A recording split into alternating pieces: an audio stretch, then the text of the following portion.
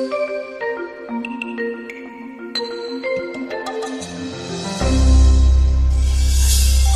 Marta. Hello. I see you're in the lab on a Saturday. I guess that's normal for a scientist, no? Yeah, I'm afraid so. You ready for the 25 questions? Sure, yeah. Great. Let's go. So you live and work in Cambridge, UK. What's the one best thing about living in Cambridge? The parks. And UK is under the lockdown right now. How do scientists do research during the lockdown? Well, if you cannot do experiments, you can always read and think. A scientist can always work. Nice. And what do you like the most about being a scientist? Traveling and meeting people. And what do you like the least? How difficult it is to disconnect. A few years ago, during your postdoc, you made a scientific breakthrough. What was it exactly? We grew human embryos in a petri dish for longer than ever before, until day 13. Wow. And why was this so important? Because we can study for the first time human embryos during the second week of development. This is from day 7 to day 13. At this stage, the embryo implants in the uterus and goes through very important changes. It's a very complex process, and if something goes wrong, the embryo would fail to progress. And indeed, we know that failed development during the second week of embryogenesis accounts for 30% of pregnancy losses, which is quite a lot. However, since at this stage the embryo is very small and is inaccessible, it is really buried in the maternal tissues, we cannot study the causes that lead to pregnancy loss. With the method that I developed, we have a unique opportunity to understand why these pregnancies fail. Wow, Marta, that is very powerful. And when you actually published the study, you kind of became famous for this. How did it feel? Very special. Well, growing human embryos in petri dish actually raises some ethical questions. What is your stand on this? Well, I want to emphasize that we are using human embryos that would normally be discarded. So really what we are trying to do is to get something positive out of them before they get discarded. Wonderful. So you as a scientist don't have much free time, but if you were to have free time to have a coffee with a famous scientist, who would it be? Mina Bissau. And which famous non-scientist would you go and have a coffee with? Emma Watson. Oh, nice choice.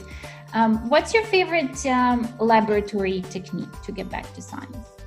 Making chimeras. Making chimeras. What are chimeras exactly? So this is a mix of stem cells and embryos. With this technique, what we can do is modify the DNA of a stem cell and then put those modified stem cells inside the embryo. And in this way, we can analyze how those DNA modifications affect the development of the embryo. In other words, we can study the causes of pregnancy loss. Okay, so you use this technique, I guess, every day, more or less. But it's been around for some time. So what other discoveries were made using this technique? Chimeras have been the basis to generate genetically modified organisms, especially in the case of the mouse. All genetically modified mice were basically done using chimeras. All right, let's switch gears a little bit. Your father is Iranian and your mother is Spanish. It's a beautiful combination. Tell us, what is your favorite Iranian dish and your favorite Spanish dish? Iranian would be zeresh polo and Spanish tortilla. Sounds really good. So you're from Spain. You were actually born in Spain. You grew up there and you moved to the UK some years ago.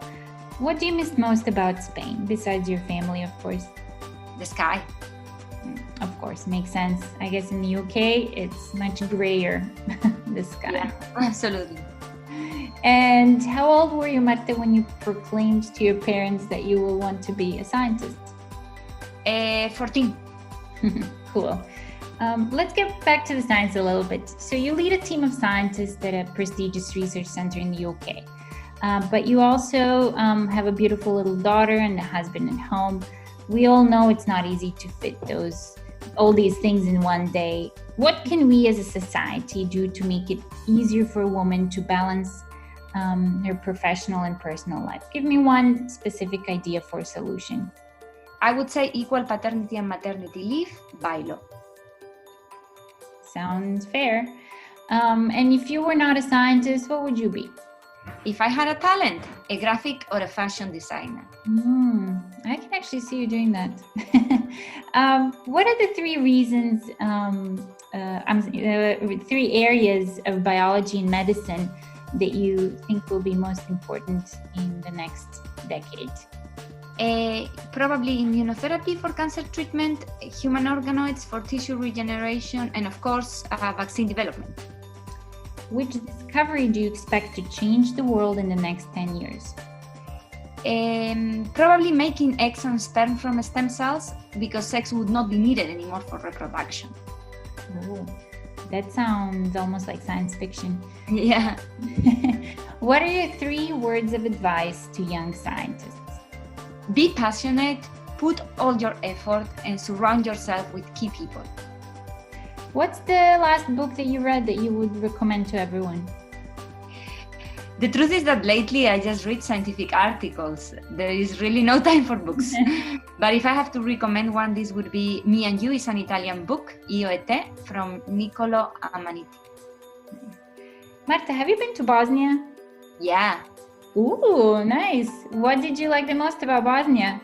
Bosnians. Okay, great. You'll have to tell me more about it. What makes you happy? Rushing back home from work to hug and kiss my daughter. Beautiful. Well, we've done the 25 questions. Thank you so much, Marta. Good luck with your work. Thank you. See you Thank later. you. Bye.